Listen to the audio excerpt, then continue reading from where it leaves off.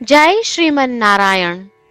રામાનુજદાસ શ્રીમાન ગટ્ટુ વેણુગોપાલ સ્વામી દ્વારા વર્ણન કરેલ શ્રીમદ ભગવદ્ ગીતાનું ગુજરાતી ભાષાંતર હું આપને કહી રહી છું.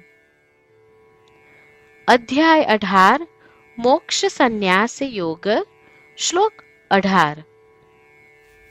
જ્ઞાનમ જ્ઞેયમ પરિજ્ઞાતા ત્રિવિધા કર્મચોદના કरणं કર્મ કર્તેતિ ત્રિવિધઃ કર્મ સંગ્રહઃ. ઓમ. ગીતાચાર્ય શ્રી કૃષ્ણ પરમાત્મા અર્જુન સાથે આપણને બધાને મોક્ષ સંન્યાસ યોગ શીખવી રહ્યા છે. પરમાત્મા કહે છે, અર્જુન, જાણવા યોગ્ય હોય તે જાણવું એ જ્ઞાન કહેવાય છે. જ્ઞાત જ્ઞાનના આધારે જે કાર્ય કરવામાં આવે છે તેને જ્ઞાનનો વિષય અર્થાત જ્ઞેય કહે છે. જે સમજે છે કે આ મારું જ્ઞાન છે તે જ્ઞાનનો જ્ઞાતા અર્થાત પરિજ્ઞાતા કહેવાય છે. તેનો અર્થ છે પ્રત્યેક ક્રિયામાં જ્ઞાન, જ્ઞાનનો વિષય અને જ્ઞાનનો જ્ઞાતા છે. આમ પ્રત્યેક ક્રિયામાં ત્રિવિધ આરંભકર્તા છે. આ ઉપરાંત પ્રત્યેક ક્રિયામાં 3 ઘટકો હોય છે. તે છે કાર્ય કરવાનું સાધન, સ્વયં કાર્ય અને વાસ્તવિક કર્તા. આ કાર્યના 3 પ્રકારના આધાર છે. આ પ્રમાણે શ્રી કૃષ્ણ પરમાત્મા જણાવી રહ્યા છે કે પ્રત્યેક કાર્ય માટે 3 પ્રેરક છે: જ્ઞાન, જ્ઞાનનો વિષય અને જ્ઞાનનો જ્ઞાતા. આ ઉપરાંત સાધન, કૃત્ય અને કર્તા એ પ્રત્યેક કાર્યના નિર્માણ પાછળના 3 આધાર છે. શ્રી કૃષ્ણ પરમાત્માના ઉપદેશોનું સ્મરણ કરતા, શ્રીમન નારાયણની સેવા સ્વરૂપે પ્રત્યેક કાર્ય કરતા, શ્રીમન નારાયણની પ્રાપ્તિને આપણા જીવનનું ધ્યેય બનાવતા અને માત્ર શ્રીમન નારાયણનું શરણ લેતા, ચાલો આપણે બધા શ્રી કૃષ્ણ પરમાત્માના શબ્દોનું આ શ્લોક સ્વરૂપે પુનરાવર્તન કરીએ. જ્ઞાનમ જ્ઞેયમ પરિજ્ઞાતા ત્રિવિધા કર્મચોદના કरणं કર્મ કર્તેતિ ત્રિવિધ કર્મ સંગ્રહઃ. શ્રી કૃષ્ણ પરમાત્માએ આખી ભગવદ્ ગીતાનો સાર અધ્યાય 18ના શ્લોક 65 થી 70માં 8 ઉપદેશ દ્વારા કહ્યો છે. શ્રી કૃષ્ણ કહે છે, જે મારા આ 8 ઉપદેશ અનુસરે છે તે મને પ્રિય છે. એ સર્વે ભક્તોનું હું બધી જ રીતે રક્ષણ કરીશ. શ્રી કૃષ્ણ પરમાત્મા પાસેથી આખી ભગવદ્ ગીતા સાંભળ્યા પછી અર્જુન કહે છે, કરીશ્યે વચનમ તવ. એટલે, કૃષ્ણ, હું તમારી આજ્ઞાનું પાલન કરીશ. તમે કહો છો એમ કરીશ. અને આથી જ શ્રી કૃષ્ણએ દરેક પ્રકારના યશ અને વિજય અર્જુનને આપ્યા છે. તો ચાલો આપણે પણ પરમાત્માને 8 વાતો પાળવાનું વચન આપીએ. પરમાત્માને આપેલા વચનથી મોટી કોઈ પૂજા, તપ કે યજ્ઞ નથી. 8 પ્રતિજ્ઞાઓ જે આપણે લેવી જોઈએ તે હું હવે કહું છું. આપ સૌ પણ એનો મન અને હૃદયથી વિચાર કરો. આ રીતે શ્રી કૃષ્ણને વચન આપતી વખતે આપણે સૌ શ્રી કૃષ્ણની હસતી મુખમુદ્રાનો મનમાં વિચાર કરીએ અને પરમ આનંદનો અનુભવ કરીએ. જય શ્રીમન નારાયણ.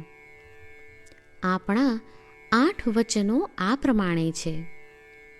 આપણું પહેલું વચન: હે શ્રીમન નારાયણ, તમારા ઉપદેશ પ્રમાણે હું હંમેશા તમારું ધ્યાન અને ચિંતન કરીશ. આપણું બીજું વચન: હે શ્રીમન્નારાયણ, તમે કહ્યું છે તેમ હું સદાય તમારી ભક્ત રહીશ. આપણું ત્રીજું વચન. હે શ્રીમન્નારાયણ, હું મારા કર્મો તમને સંતોષ થાય તેમ અને તમારી સેવા માટે કરીશ. આપણું ચોથું વચન. હે શ્રીમન્નારાયણ, તમે અનુસરવા કહ્યું છે તેમ મને પૂર્ણ શ્રદ્ધા છે કે હું તમારી છું. હું સદાય મારા હાથ જોડી તમને નમસ્કાર કરીશ, તમારી ભક્તિ કરીશ. આપણું પાંચમું વચન.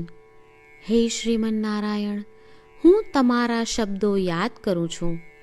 મામેકમ શરણમ વ્રજ. તમે તમારી શરણમાં આવવા કહ્યું છે. શ્રીમન્નારાયણ, હું માત્ર તમારા જ શરણમાં છું. આપણું છઠ્ઠું વચન. હે શ્રીમન્નારાયણ, આપે કહ્યું છે મા શુચ. તમે અમને આશ્વાસન આપી શોક ન કરવા માટે કહ્યું છે, તો હું દુઃખી નહીં થાઉં, શોક નહીં કરું. આપણું સાતમું વચન. હે શ્રીમન્નારાયણ, અમારા કલ્યાણ અર્થે આપે શ્રીમદ્ ભગવદ્ ગીતા રૂપી આશીર્વાદ આપી અમારા સૌ પર કૃપા કરી છે, તો હું દરરોજ ઓછામાં ઓછો એક શ્લોક વાંચીશ અથવા સાંભળીશ એવો સંકલ્પ લઉં છું. આપણું આઠમું વચન. હે શ્રીમન્નારાયણ, હું ગીતાના દૈવી શબ્દો એ ભક્તો સુધી પહોંચાડવાનો પ્રયત્ન કરીશ જેઓ ગીતાથી અજાણ છે. હે શ્રીમન્નારાયણ, તમે કહ્યું છે તેમ કરીશ, તમે કહ્યું છે એમ વર્તીશ અને તમારા માટે જ કર્મ કરીશ. શ્રીમન્નારાયણને આપેલું વચન કે દરરોજ તમે કહ્યું છે એમ કરીશું, એ જ એક મહાન પૂજા છે. તો ચાલો આપણે સૌ દ્રઢ શ્રદ્ધા સાથે પ્રભુ પાસે એક સંકલ્પ લઈએ. શ્રીમન્નારાયણ, કરીશ્યે વચનમ તવ. શ્રીમન્નારાયણ, હું તમારી આજ્ઞાનું પાલન કરીશ. સર્વમ શ્રી કૃષ્ણાર્પણમસ્તુ. જય શ્રીમન્નારાયણ. જ્ઞાનમ જ્ઞેયમ પરિજ્ઞાતા ત્રિવિધા કર્મચોદના. કરણમ કર્મ કર્તેતિ ત્રિવિધઃ કર્મ સંગ્રહઃ. ઓમ. જ્ઞાનમ જ્ઞેયમ પરિજ્ઞાતા ત્રિવિધા કર્મચોદના. કરણમ કર્મ કર્તેતિ ત્રિવિધ કર્મ સંગ્રહઃ. જય શ્રીમન્નારાયણ. તમામ ભક્તોને ખાસ વિનંતી. આપણા જીવનની દરેક બાબતોમાં આપણે તાત્કાલિક અને અસરકારક પરિણામો ઈચ્છીએ છીએ. આ પ્રાપ્ત કરવા માટે ચાલો દરરોજ 1 મિનિટ ફાળવીએ અને નારાયણાસ્ત્રમ વાંચીએ. નારાયણાસ્ત્રમ મેળવવા માટે તેની વેબસાઇટ જે www.narayanaastram.org છે તેના પર જાઓ અને રજિસ્ટ્રેશનમાં તમારું નામ અને ઈમેલ આપો.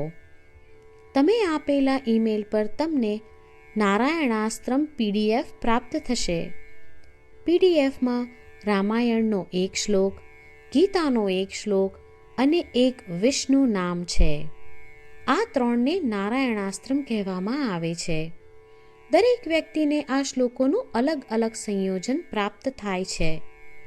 જ્યારે દરેક વ્યક્તિ 24,000 ભક્તો સાથે તેમના નારાયણાસ્ત્રમને દરરોજ વાંચે છે અથવા સાંભળે છે, ત્યારે સમગ્ર રામાયણનું 1 વાર પારાયણ, શ્રીમદ્ ભગવદ્ ગીતાનું 33 વાર પારાયણ અને વિષ્ણુ સહસ્ત્ર નામનું 24 વાર પારાયણ રોજ પૂર્ણ થાય છે.